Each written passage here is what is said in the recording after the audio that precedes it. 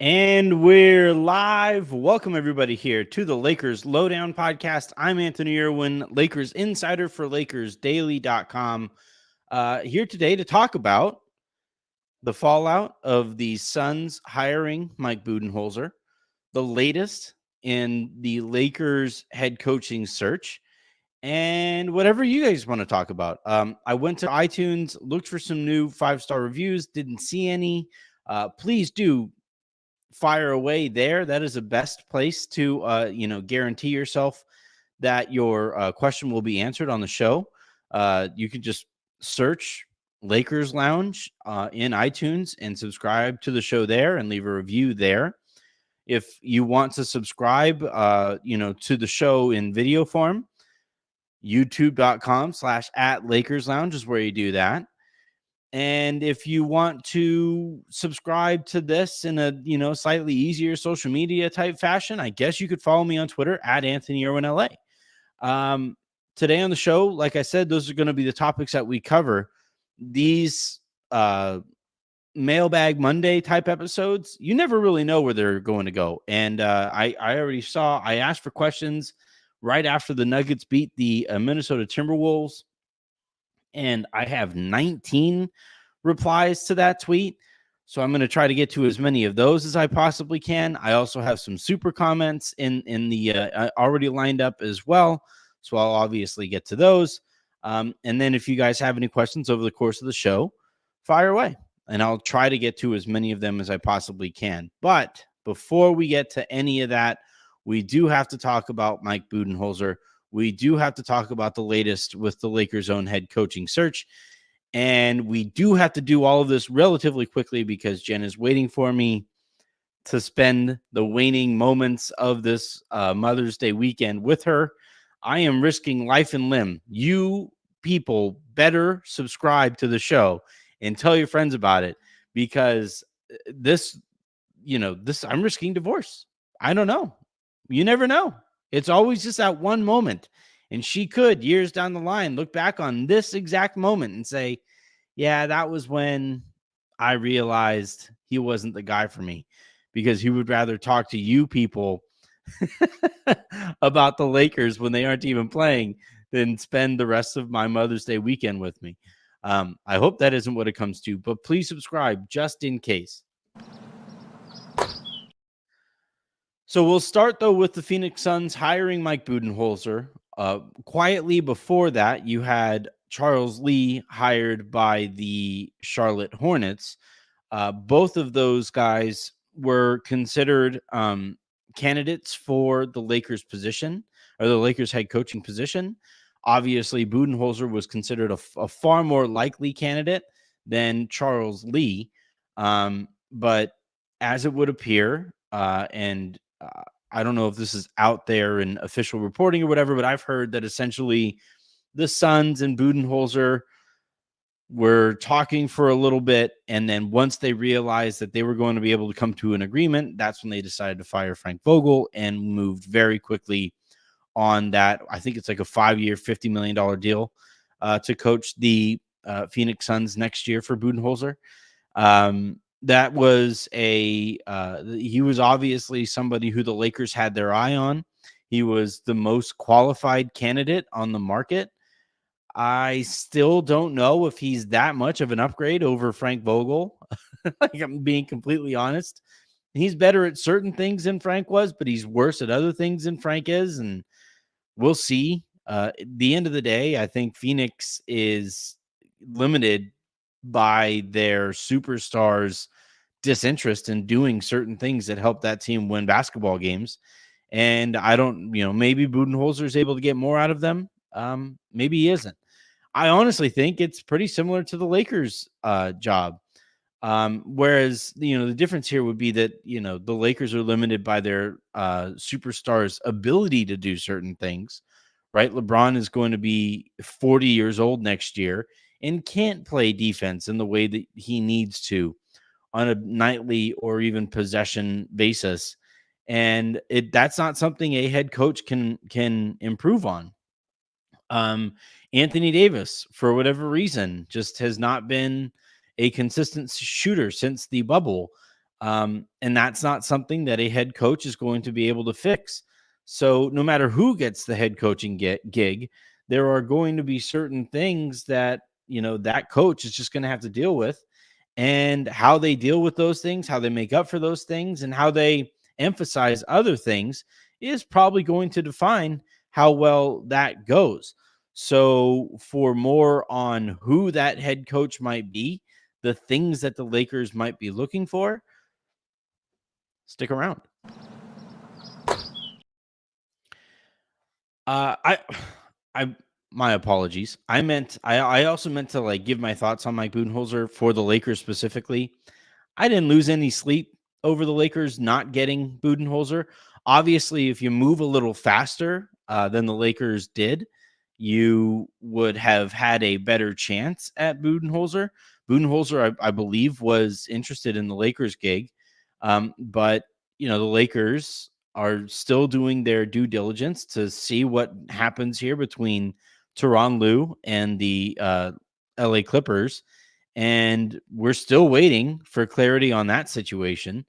And the longer that we wait on that situation, the more that you kind of wonder what's going on, right? Ty Lue would be entering next year with only next year on his contract. He is not going to want to do that. The Clippers, I wouldn't imagine, want to give him some exorbitant contract, given how things have gone for them during his tenure.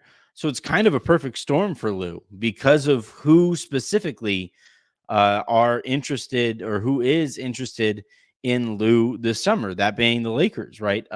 Robert Flom was on the episode, I think it was last week, where I asked him about this Lou situation because it smells fishy.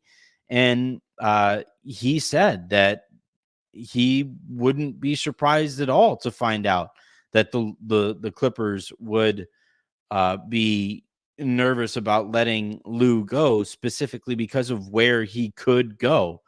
And to be completely honest, Mike Budenholzer doesn't strike me as a good enough coach to hire if it costs you the opportunity to hire Tyronn Lue. Like, I think Lue is a better coach than Budenholzer. He makes more sense for this Lakers team because of his relationship with LeBron. And, I think Budenholzer would obviously be a clear upgrade over Darvin Ham last year, but he very clearly has his own limitations. Like, I remember watching him coach the Milwaukee Bucks in the playoffs and just kind of like scratch my head. Is like, no adjustment is coming. Like, we're like, again, I when he won a championship, got that long contract extension, and then I believe was fired the following year. That says a lot, I think, about him as a coach. Says a lot also about the organization that they'd be willing to do that. But he went from on the verge of potentially being fired to winning a championship to signing a long contract extension after winning a championship and then fired, right? And honestly, kind of tracks with him as a head coach. So when I found out that the Suns were on the verge of hiring the guy, I wasn't all that shocked, because that's kind of what Ishbia does, right? He's going to go out and sign the biggest name. Like, it's pretty clear how he is going to run the Phoenix Suns. Whether he runs them into the ground, I guess, remains to be seen. I also saw people saying that like he is somehow worse than Sarver. That lacks a lot. That lacks a lot of context. Like, if you're going that far to be like, man, what if he's worse than Sarver? You remember what Sarver was accused of, right? Why he was forced to resign, or like sell his team. He didn't sell by choice. He didn't sell like because he felt like it. He didn't feel like cashing out.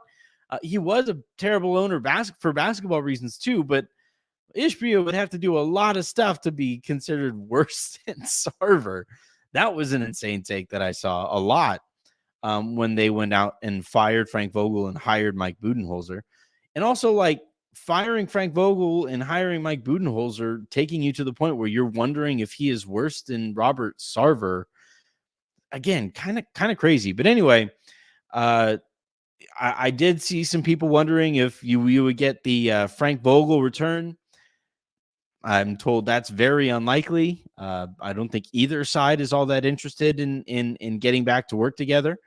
The As it stands right now, and I'll talk about the Lakers head coaching search here in a second. But as it stands right now, the Lakers knew that the Suns and Mike Budenholzer's camp were talking. They knew where that was likely heading once those talks began, and it didn't at all alter the way that they're going about this. And frankly, and this is me saying this, right? I don't say this very often. Makes sense. I think the Lakers were right to say, all right, good luck in Phoenix, Booed.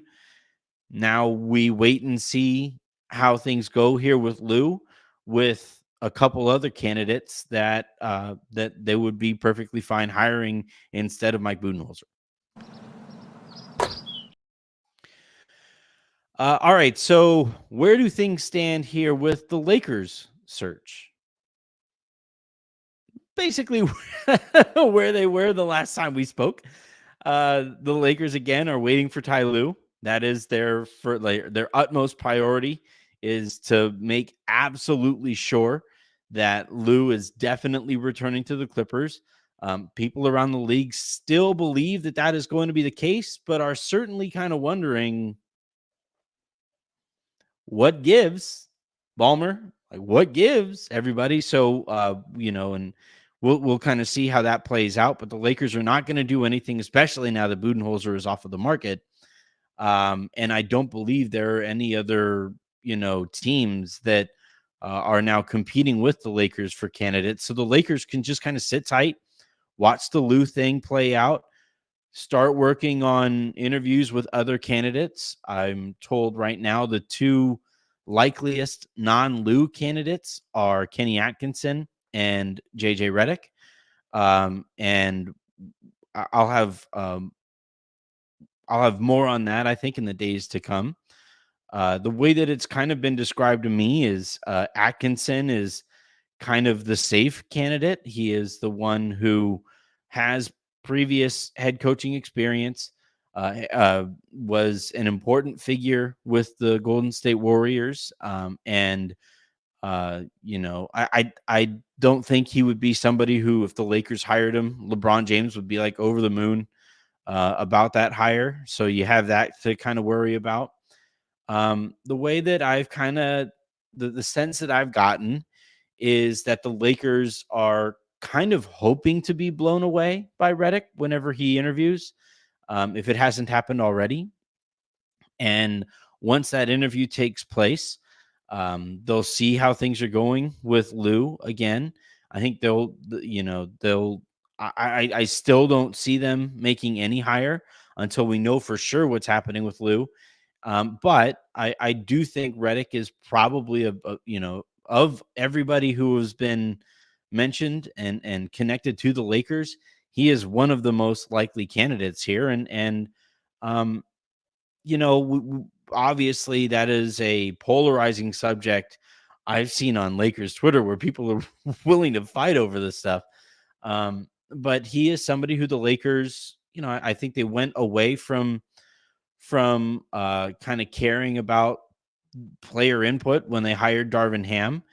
And I think they would be returning back to caring about player input in hiring JJ Redick.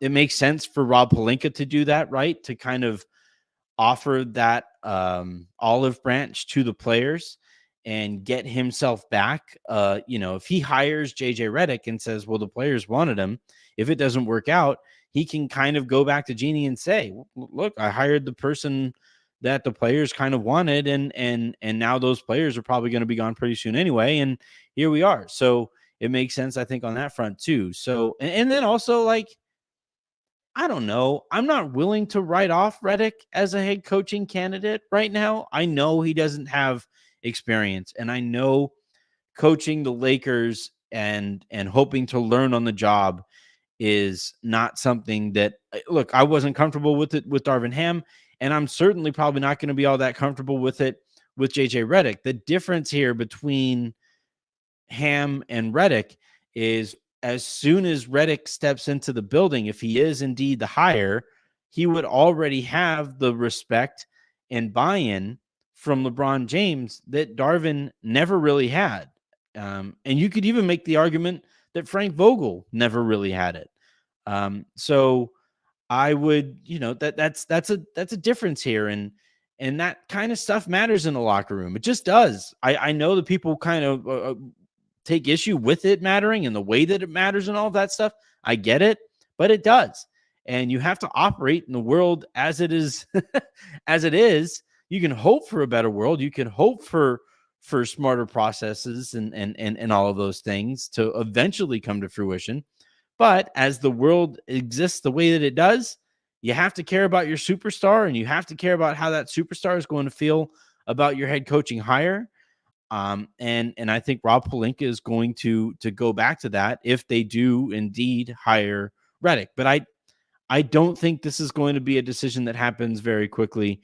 I think the Lakers are going to take their time and make 100% certain that Lou is either going back to the Clippers and is not an option for them, or could potentially be an option for them and is just not interested in coaching the Lakers because of how the last negotiations went.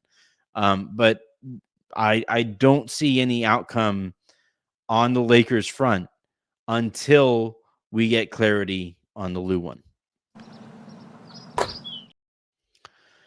All right. So like I said earlier, iTunes mailbag is empty. However, we do have a couple super comments. So I will start with those. And I will play this right at the top of those super comments. Gosh, it's just music to my ears. All right. The first one comes here from Brandon Omeng, writing, would you trade Gabe Rui and some picks for Murray? Also, if the Lakers keep Max, how much do you think he gets? Also, what trades / moves would you like to see? If you trade Rui, you have to get a two-way wingback. You have to.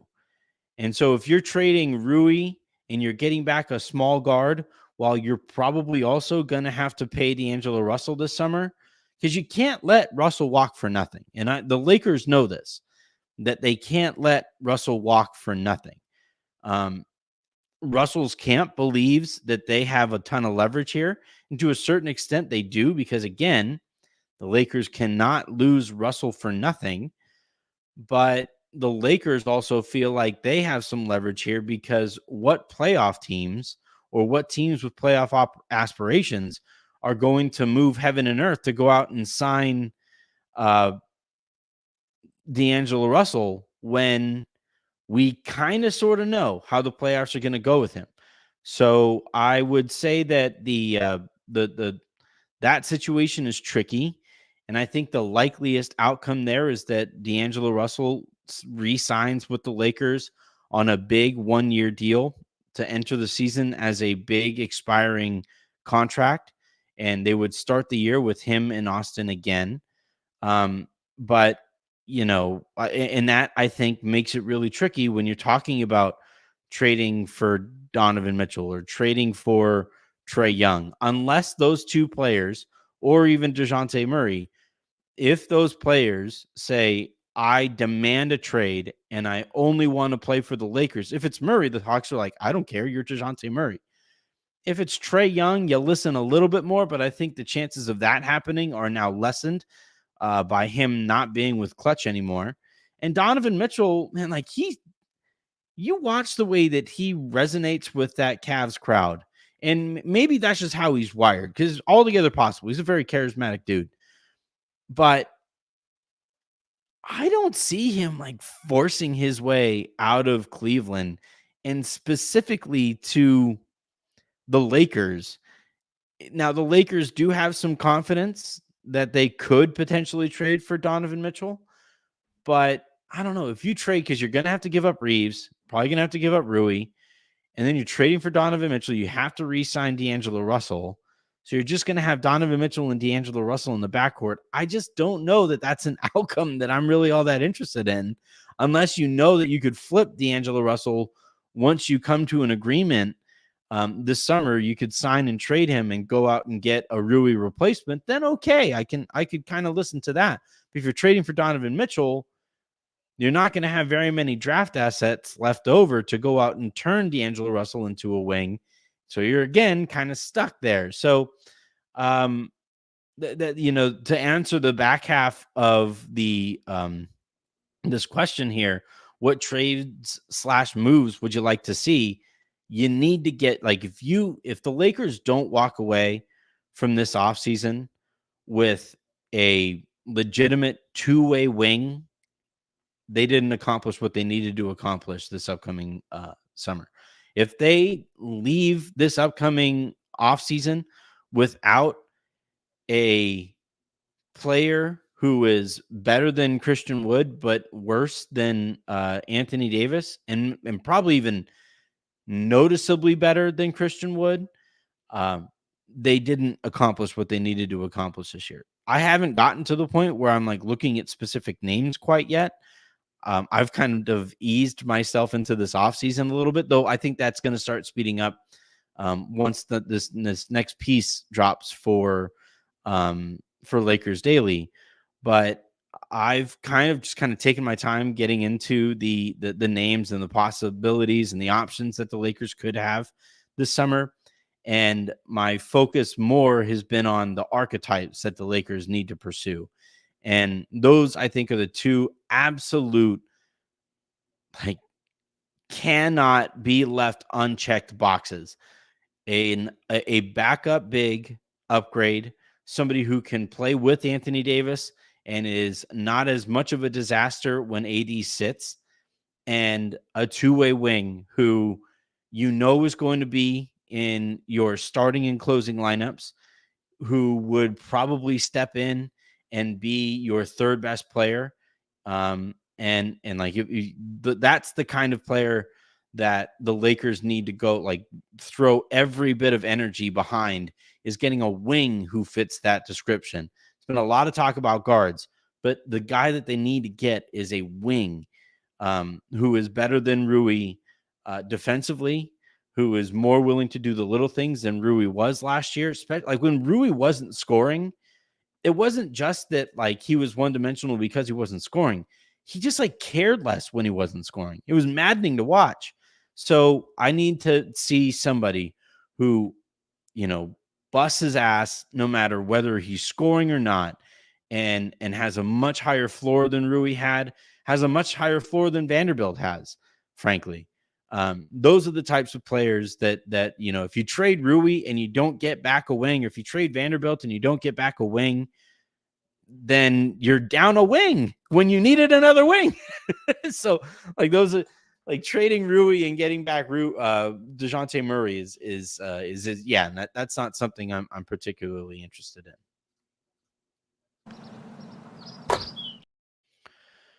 All right, the next super comment that I'm saying here is from Justin Tyndall, writing, when is Richard Jefferson going to be a head coach? Apparently, all you have to do is have a 10-year career and be an analyst for ESPN. Look, this is nothing new. This is not some new development.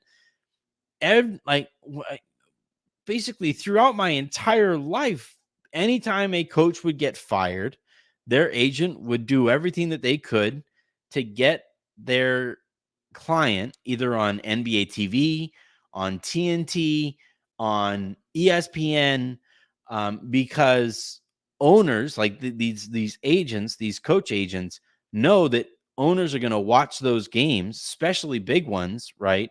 And they are going to pay close attention to the wise ex-coach who is saying the smart X's and O's thing, and they are going to tell their heads of basketball operations, hey, we at least have to give this guy an interview. And that's why you would see Jeff Van Gundy as a perennial candidate for head coaching gigs.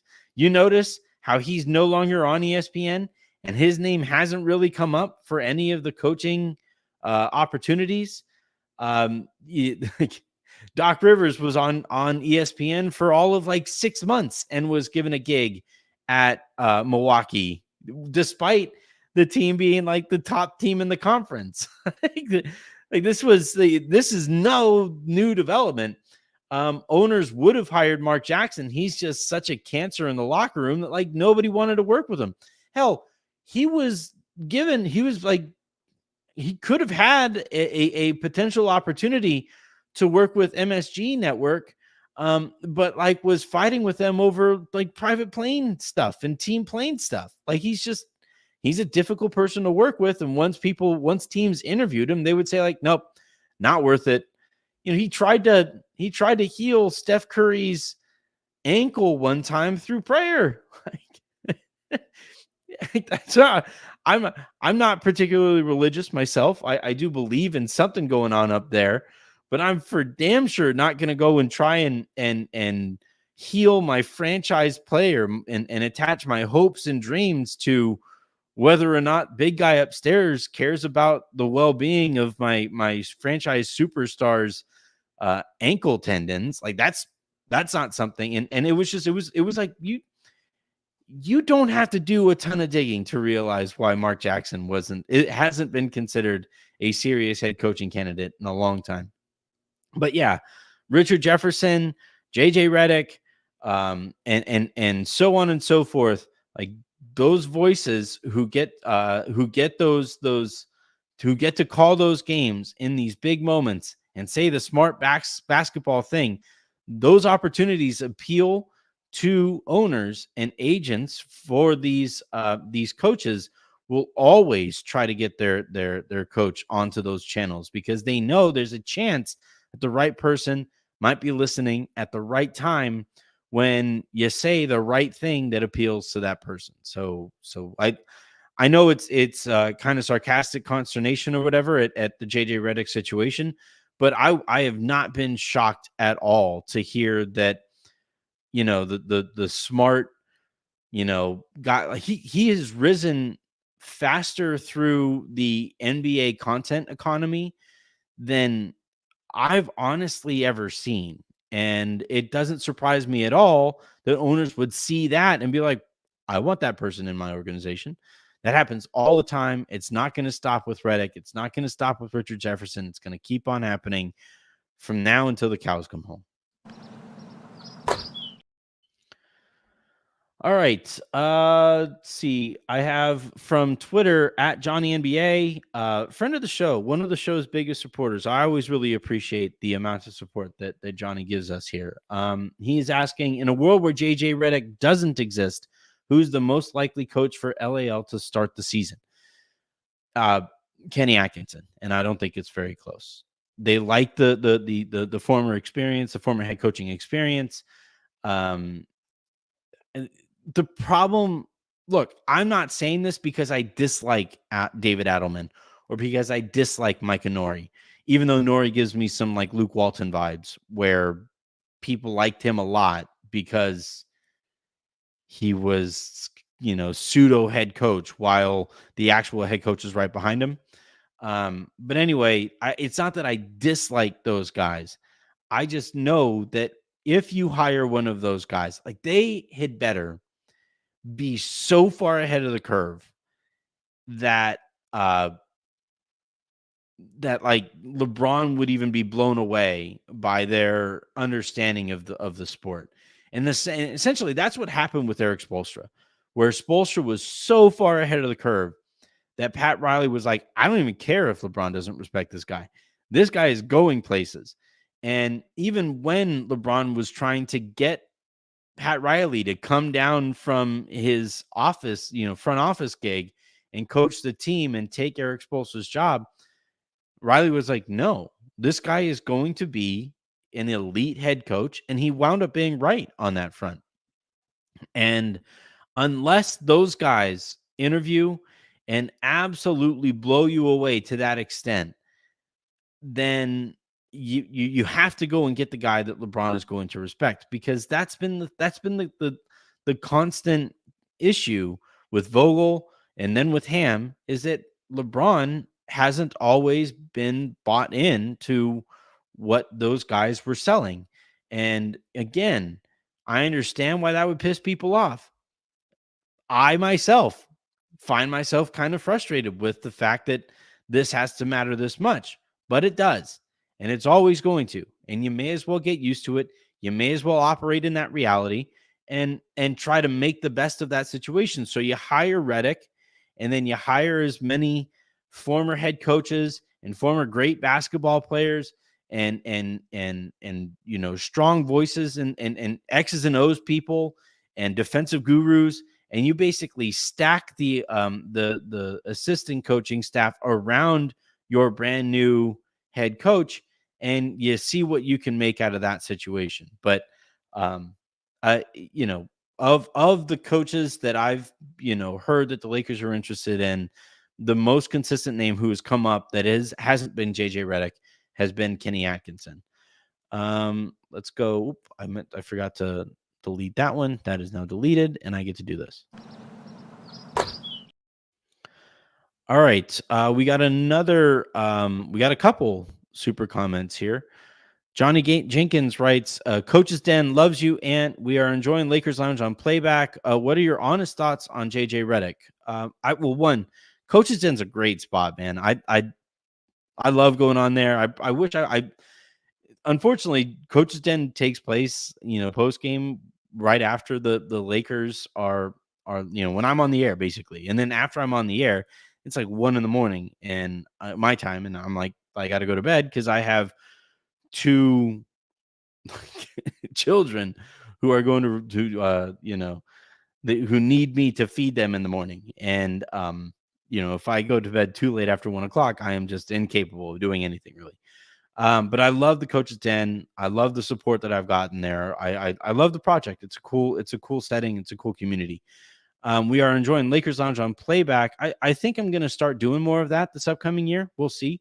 What are your honest thoughts on JJ Redick? I've given them a bunch in this show, but I see a world in which it works, to be completely honest. Like I think it's a gamble.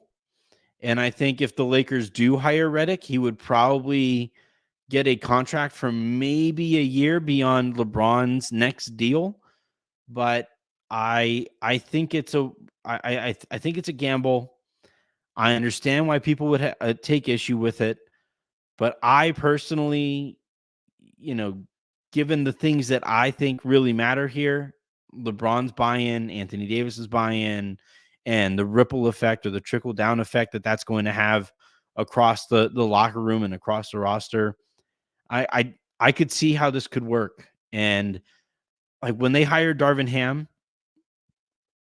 I never really saw how it could work. He seemed like a nice enough guy.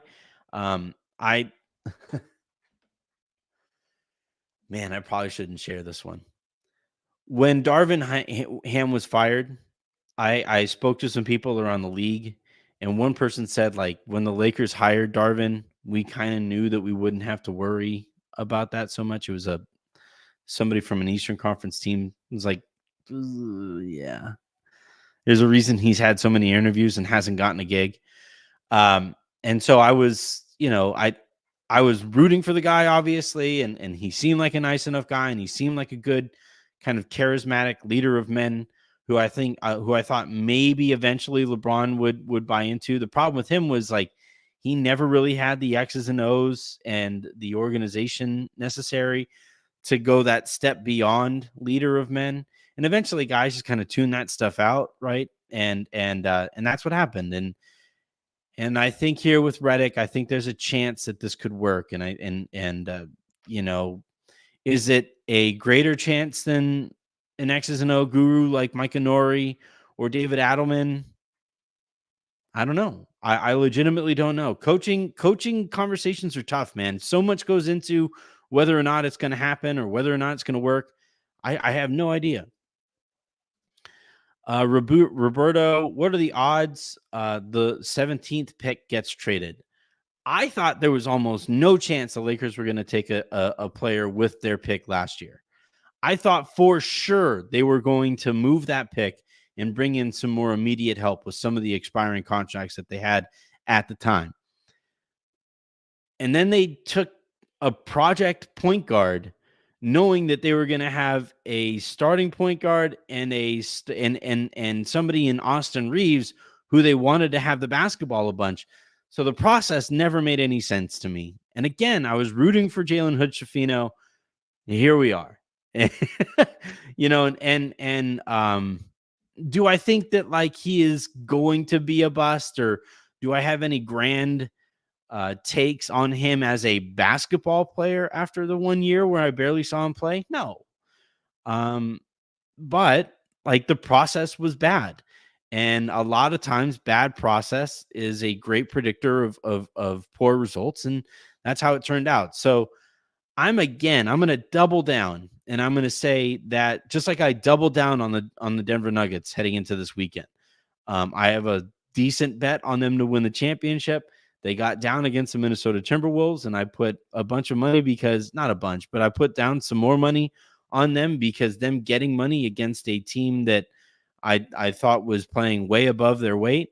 I figured there might be some value there, and here we are. But I'm going to double down again, and hopefully it works out the way that doubling down on the Nuggets has, and say that the Lakers are going to trade their pick this year. Like they have to. After making the Jalen Hood-Schifino mistake, they are going to trade this is speculation on my part. I'll dig into it as we get closer to the draft and all of that.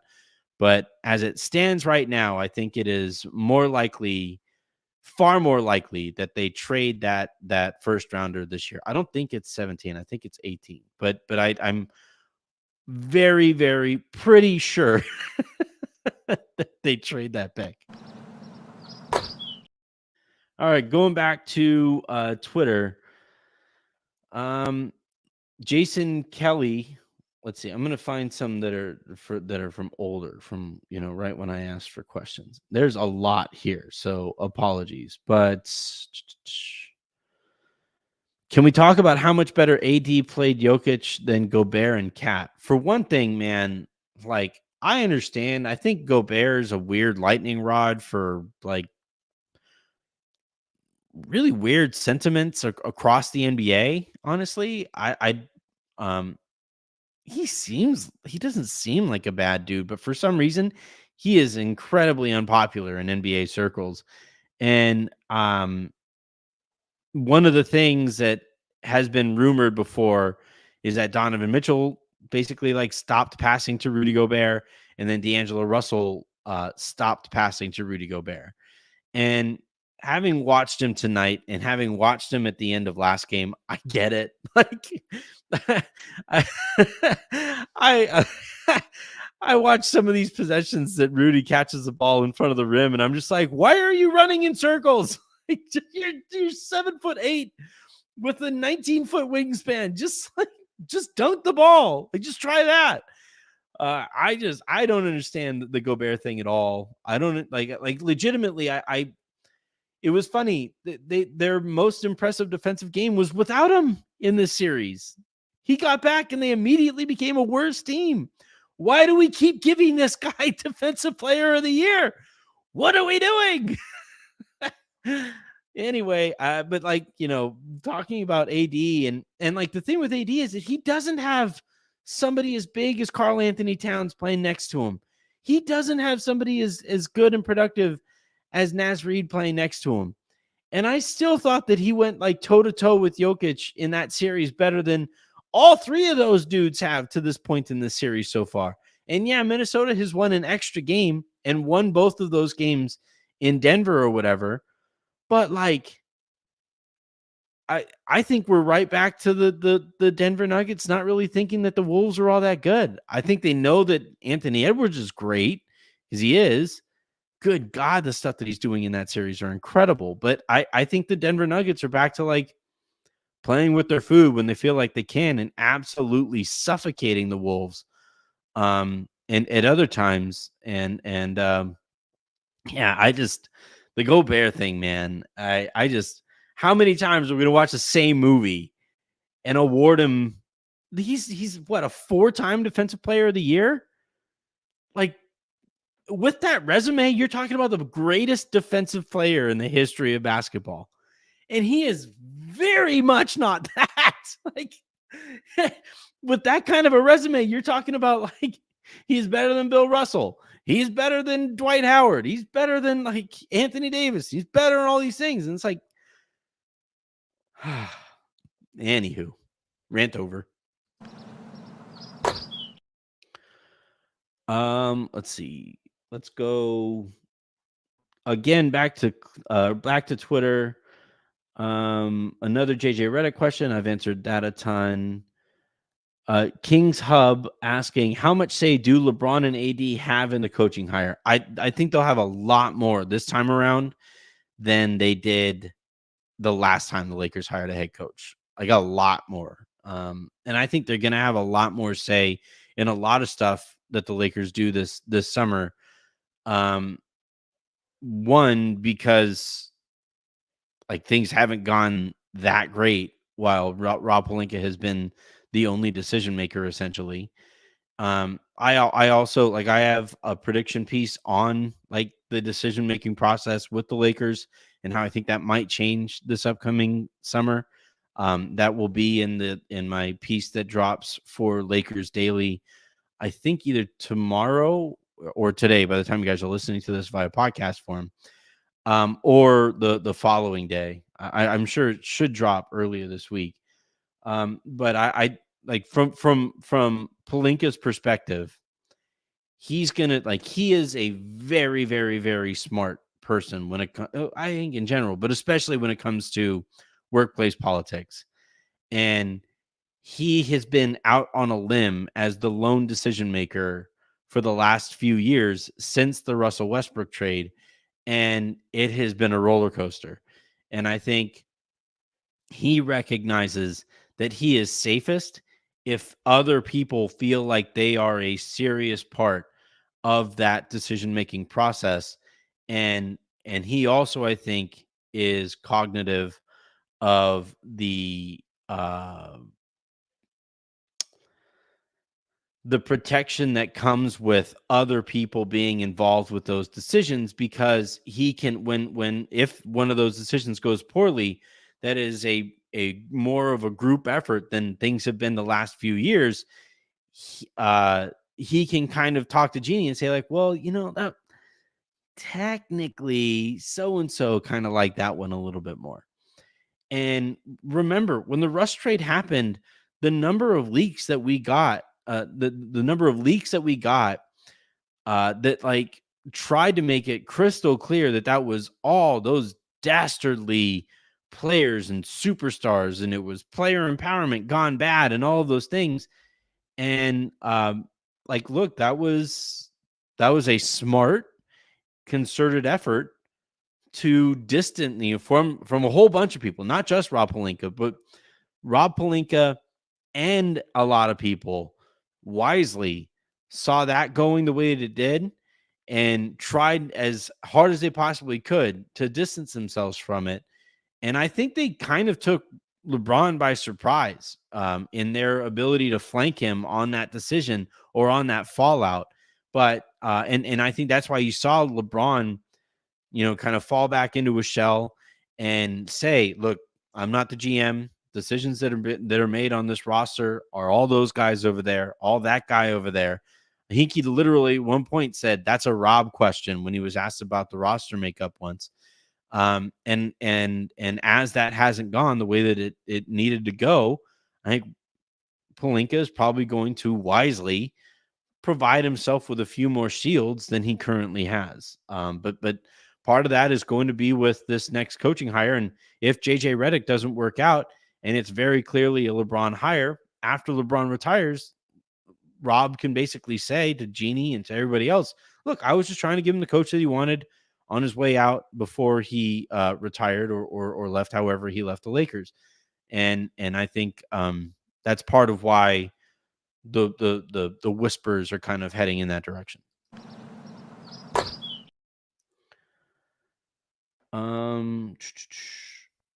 I don't know how to say this name, but Esta Chow or Esta Sao Lakers. Do you think LAL will go star hunting? I think it is tangibly less likely that the Lakers go star hunting right now than it was a few weeks ago.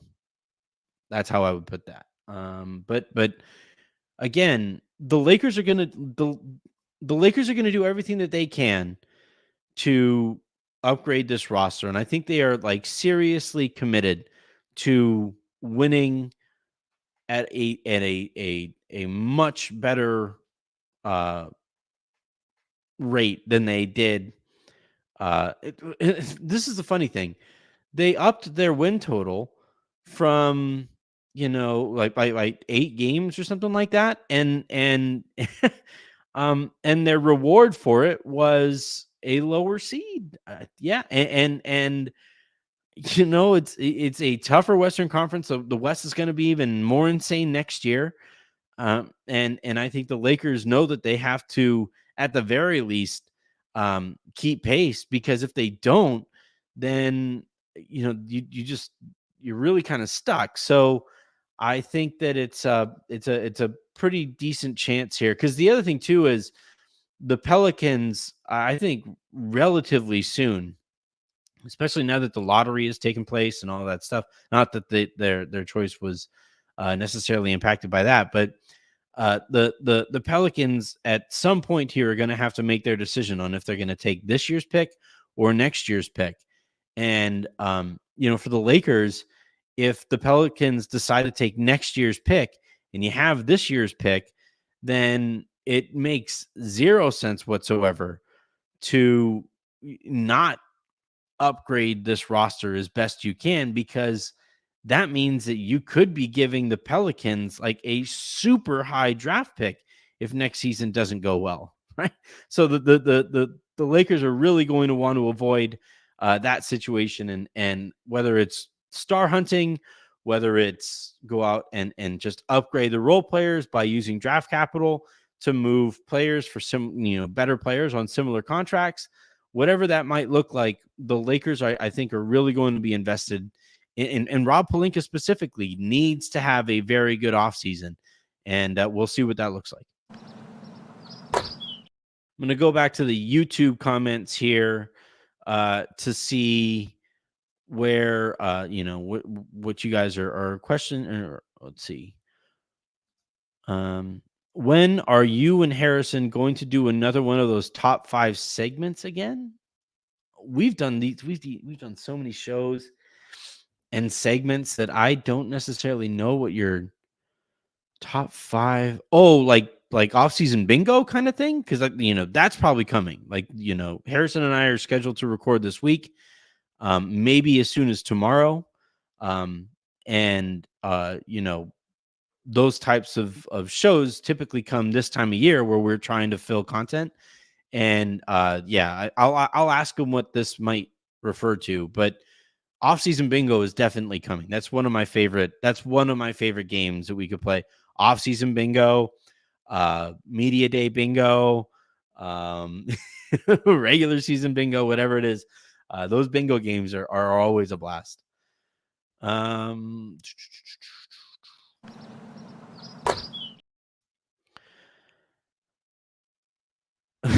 Average dad. Plot twist: JJ lands the other LA job. That would be funny if the Lakers hire Lou and the Clippers hire Redick, and that like those paths just kind of winding away and then winding back towards each other and winding away and winding back towards each other. That would be hilarious. That would be that would be legitimately funny. If D'Lo leaves, who can be our starting point guard? Well, this was the thing that kind of frustrated me last year. I thought that the Lakers would have been wise to at least try Austin as the starting point guard and do so with a shooting guard who fills in gaps in Austin's game better than D'Lo did. And we never really got that. And partially because D'Lo was always on the team. And a part of me really wonders whether it's trading D'Lo for that type of shooting guard or whatever, or maybe it's Max Christie finally is allowed to play. Whatever it is, the Lakers, I think, are still curious with Austin what it would look like if he had a higher usage rate more consistently, and he didn't play next to somebody as ball dominant as D'Angelo Russell was. Remember, D'Lo said that he just doesn't feel comfortable in a game if he doesn't have the ball in his hands a ton. And like, that's tough if you're Austin and you're looking to prove yourself as a high usage potential player. And, so if you're to answer the question, who can be our starting point guard? I would kind of hope that it's Austin Reeves next year, to be completely honest. If it isn't him, maybe it's Gabe Vincent, and Vincent kind of fills in that Alex Caruso type point guard role where somebody else handles the ball a little bit more, probably Austin Reeves. But that's a really small backcourt, and I don't know how I would feel about that. But those, I don't know. If you don't trade Reeves for, and it's going to be tough to not trade Reeves because every team, I saw there's a question, I believe in the Twitter responses asking about, trading Reeves or what's the best player that the Lakers, yeah, that's what the question was. Who's the best player that the Lakers can get if you don't trade Austin Reeves? And the reality here is that like every single conversation that you have this summer with other teams for upgrades to your roster are going to start at Austin. That's the first thing all of these teams are going to ask for. And then from there, it's going to be draft compensation. And then from there, maybe it's like Rui, or maybe it's Jared Vanderbilt, or maybe it's, Jalen Hood-Schifino. But even that isn't like really an ask. The Lakers understand that they're probably going to have to trade him anyway. And so, like, what kind of player you get without trading Austin Reeves, and if you're willing to pay what you need to pay to not have to include Austin in those trades or in those negotiations, it's going to get interesting. It's going to get interesting quickly. But I still hope that Austin is the starting point guard next year.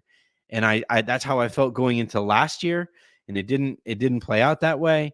The Lakers need to know what they have in him, and they need a better idea, a clearer idea of that than they got from last season.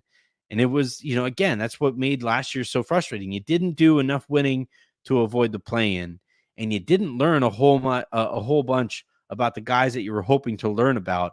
And what do you have to show for it, right? You were out in the first round. So I'm hoping that it's Austin. And I know that there's risk involved with that because there were times that he looked overwhelmed when he had that kind of usage rate. But I think if you put him on the ball and you pair him with a shooting guard who can guard the other team's best perimeter player on a nightly basis, that to me is the ideal backcourt that I'm looking for next season. All right, that is going to do it here for this episode of the Lakers Lowdown podcast. Apologies, there are a ton of questions that I wasn't able to get to. My plan here is I'm gonna like bookmark my own tweet and come back to these, and maybe what I'll do is I'll just write a Substack article answering as many of these questions and comments as I possibly can to because there's a ton in the comments. There's a ton replying to tonight's tweet with the show's link in it. So there's enough here that I'm going to try to get some kind of content from it. Also, just because I really appreciate you guys. It's 1,100 people here watching on a Sunday night. So I want to try to take care of you guys because you guys continue to take care of us. So that will be the plan here, following this. And then the plan here for this week, I got to message Harrison to see if he can record tomorrow instead of Tuesday, because Tuesday I have a really fun guest who I think you guys would be really excited to hear from. And then from there, we'll have another guest on Wednesday potentially, or I'll just answer the questions that I wasn't able to get to in Wednesday's pod, and then Thursday's Aaron, and so on and so forth. And obviously, if we get any kind of breaking news or giant development, I will hop right on here to handle that and talk that out with you here in the lounge. So until then, and until the next time you guys hear from me, I am Anthony Irwin saying have a great rest of your day, make somebody else's, and I will talk to you manana.